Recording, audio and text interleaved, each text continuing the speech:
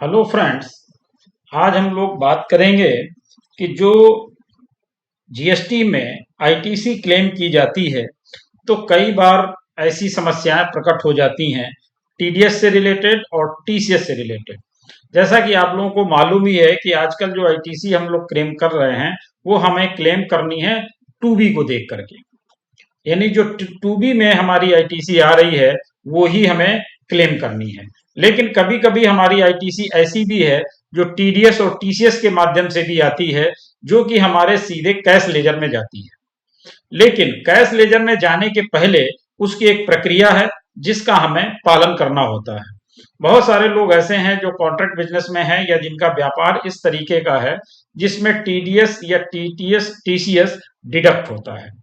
जिन लोगों का टीडीएस या टीसीएस डिडक्ट होता है उन्हें अपना टीडीएस और टीसीएस का जो अमाउंट है वो अपने कैश लेजर में ट्रांसफर करना होता है।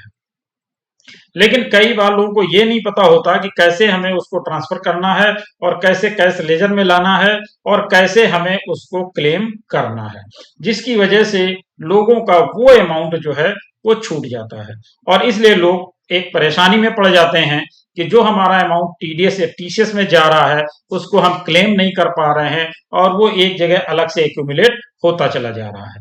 तो आइए देखते हैं कि वो हम अपना अमाउंट कैसे पा सकते हैं। देखिए होता क्या है कि जब हम कोई भी अमाउंट क्लेम करना चाहते हैं और वो अमाउंट है हमारा टीडीएस एंड टीसीएस का, देखिए हमें जाना कहाँ है, सबसे पहले लॉगिन करना है और लॉगिन करने के बाद हमें सर्विसेज में जाकर के रिटर्न्स में आना है। जब सर्विसेज में जाकर के हम लोग रिटर्न्स में आएंगे तो यहाँ पर आप देख पा रहे होंगे एक कॉलम है जिसमें लिखा हुआ TDS and TCS credit received, यानी वो अमाउंट यहाँ पर आ रहा है जो आपको टीडीएस या टीसीएस के माध्यम से रिसीव हुआ है लेकिन अभी आपके कैश लेजर में नहीं गया है, जिसकी वजह से आप 3B में अपना रिटर्न भरते समय उस अमाउंट का प्रयोग नहीं कर पा रहे हैं, उस अमाउंट का यूटिलाइजेशन नहीं कर पा रहे हैं। तो देखिए जब हम यहाँ पर आते हैं TDS and TCS credit received में, यहाँ पर क्लिक करते हैं तो ये आपके सामने ईयर और ईयर के साथ मंथ ओपन हो जाता है। तो यहाँ पर आकर के हम देख सकते हैं अपना किसी भी साल का कि हमारा कितना टीडीएस और टीसीएस डिडक्ट हुआ था। तो यहाँ पर जब हम आते हैं तो सबसे पहले देखिए हम यहाँ पर आकर के क्लिक करते हैं सर्च में, और सर्च में आने के बाद यहाँ पर आ गए हम लोग प्रिपेयर ऑनलाइन में। जब यहाँ पर हमने क्लिक किया तो देखिए आपके सामने ये विंडो आ गई। इस विंडो में आप देख पा रहे होंगे कि टीडीएस क्रेडिट रिसीव्ड, कितना टीडीएस क्रेडिट हमें रिसीव हुआ है वो यहाँ पर अमाउंट आ जाएगा। कैसे आएगा, यहाँ पर देखिए जैसे आपने क्लिक किया यहाँ पर क्या है, no records found provided inputs, यानी इनके पास इस महीने में कोई भी इनपुट प्राप्त नहीं हुआ है। अब जिसमें इनपुट प्राप्त हुआ है उसी का आप ले पाएंगे, जिसमें नहीं है उसका आप क्लेम नहीं कर पाएंगे। अब मान लीजिए हम 21-22 के मार्च का देखते हैं यहाँ करके, तो यहाँ पर आपने देखा कि ये प्रिपेयर ऑनलाइन में आ गए और यहाँ पर आकर के आपने अमाउंट देखा, ये अमाउंट शो हो रहा है। यहाँ पर TDS credit receive number of records, इसके बाद यहीं पर आपका राइट में देखिए amendment to TDS credit receive number of records, तो जो अमेंडमेंट हुए होंगे वो यहाँ पर आ जाएंगे। इसके अलावा आपका टीसीएस का क्रेडिट रिसीव्ड है वो यहाँ पर आ जाएगा और उससे संबंधित अमेंडमेंट्स यहाँ पर आ जाएंगे। अब सबसे पहले बात करते हैं जो टीडीएस क्रेडिट रिसीव्ड हुआ, यहाँ पर क्लिक करते हैं। देखिए यहाँ पर जब क्लिक करेंगे तो क्लिक करने के बाद ये विंडो आपके सामने ओपन हो जाएगी। यहाँ पर आपको दो ऑप्शन मिलेंगे, एक रिजेक्ट का और दूसरा एक्सेप्ट का। चूंकि ये मार्च 2021-22 की विंडो हमने खोली है जिसमें हमारे पास जो टीडीएस रिसीव हुआ था उसको हम यहाँ पर एक्सेप्ट कर चुके हैं। अगर आप इसका स्टेटस देखेंगे, देखिए ये स्टेटस आ रहा है, स्टेटस देखेंगे तो यहाँ पर आ रहा एक्सेप्टेड। अब देखिए दिक्कत यहाँ पर एक आती है जिसको हमें बहुत ज्यादा ध्यान में रखना चाहिए, वो ये है कि जो ये टीडीएस अमाउंट शो हो रहा है और इसको मैंने एक्सेप्ट कर रखा है, अगर ये हमसे रिलेटेड है तो ही हमें इसको एक्सेप्ट करना है, अगर ये हमसे रिलेटेड नहीं है तो हमें इसको यहाँ पर आकर के रिजेक्ट कर देना है, एक्सेप्ट नहीं करना है। क्योंकि जो अमाउंट हमारा क्लेमेबल है, जो हमारा उनसे ट्रांजैक्शन हुआ है और उसमें उन्होंने वो टीडीएस डिडक्ट किया है, वो अमाउंट अगर प्रॉपर यहाँ पर शो हो रहा है, यानी आप उसको मैच करके जरूर देख लें। अगर मैच कर रहा है तो यहाँ पर एक्सेप्ट कर लें, और अगर मैच नहीं हो रहा है, किसी दूसरे से संबंधित है, गलती से आपके इसमें शो हो रहा है, तो आप उसको यहाँ पर रिजेक्ट कर सकते हैं।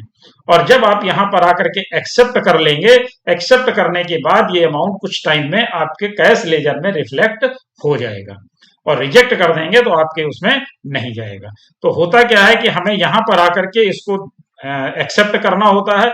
जब तक हम इसको एक्सेप्ट या रिजेक्ट नहीं करेंगे, तब तक उसका हमारे कैश लेजर पर कोई प्रभाव नहीं पड़ेगा। दूसरी चीज ये है कि इसी तरह से जो हमारा टीसीएस का अमाउंट है, वो भी हम यहां पर आकर के क्लिक करेंगे।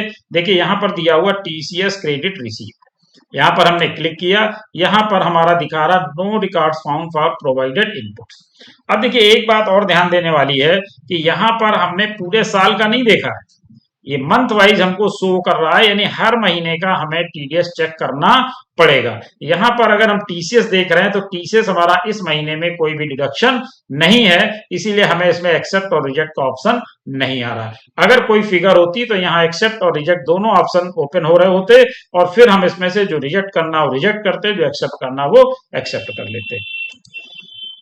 अब दूसरी चीज ये है कि यहां पर जब हमने एक्सेप्ट कर लिया, देखिए जब तक आप एक्सेप्ट नहीं करेंगे तब तक यहां पर कोई भी फिगर आपको शो नहीं होगी। जब आप एक्सेप्ट कर लेंगे तभी यहां पर अमाउंट शो होगी कि इतना अमाउंट आप एक्सेप्ट कर चुके हैं, और उसके बाद वही अमाउंट आपका कैश लेजर में ट्रांसफर होगा। तो ये था आपका टीडीएस क्रेडिट रिसीव्ड का। आपको अमेंडमेंट्स को भी देखना है, टीसीएस क्रेडिट रिसीव्ड को भी देखना है, उसके अमेंडमेंट्स को भी देखना है, और ये आपको देख करके तभी आपको इसको फॉलो करना है। इसको आप चाहें तो इसका ड्राफ्ट जो है वो डाउनलोड कर सकते हैं, और यहां पर एक्सेप्ट रिजेक्ट करने के बाद आपको प्रोसीड टू फाइल करना है, और प्रोसीड टू फाइल करने के बाद फाइल टीडीएस क्रेडिट रिसीव ये क्लिक करेंगे, एक ओटीपी उसके पास जाएगा, वो ओटीपी आप सबमिट करेंगे, उसके बाद ही ये फाइनल होगा। ये देख पा रहे हैं ना, यहाँ पर आ रहा है, यहाँ पे चूंकि हम लोग एक्सेप्ट कर चुके हैं इसलिए ऑप्शन नहीं आ रहा। यहाँ क्लिक करेंगे, फिर फाइल टीडीएस क्रेडिट रिसीव करेंगे, और चाहे तो इसकी एक्सेल फाइल या पीडीएफ फाइल भी आप डाउनलोड करके अपने पास रख पाएंगे। तो ये इसकी प्रक्रिया किस तरीके से आपको इसको लेना है, और लेने के बाद आप अपने डैशबोर्ड में आकर के यहां पर आकर के आप इसको चेक भी कर सकते हैं कि आपके इलेक्ट्रॉनिक कैश लेजर में वो अमाउंट आया कि नहीं आया। और ये आ जाता है, कोई दिक्कत नहीं होती, थोड़े टाइम में आ जाता है। तो ये आप अपना कैश लेजर में जब आ जाएगा तो आप चाहें तो इसका रिफंड भी क्लेम कर पाएंगे, और चाहें तो आप आगे के जो रिटर्न आपके 3B फाइल होने उसमें इस अमाउंट को एक्सेप्ट भी कर पाएंगे। अगर आप रिफंड कर लेना चाहते हैं तो यहीं से आप आ जाएंगे रिफंड वाले ऑप्शन में, और रिफंड वाले ऑप्शन में आकर के आप एप्लीकेशन फॉर रिफंड फाइल कर देंगे। एप्लीकेशन फॉर रिफंड जब फाइल कर देंगे तो आपका ये रिफंड भी हो जाएगा। तो अगर आप रिफंड लेना चाहते हैं तो रिफंड का प्रक्रिया करें, और रिफंड नहीं लेना चाहते हैं तो कैश लेजर में आ जाएगा, उसके बाद आप उसको अपने 3B में जो भी आपकी आउटपुट लायबिलिटी बनती है उसमें ले सकते हैं। Thank you.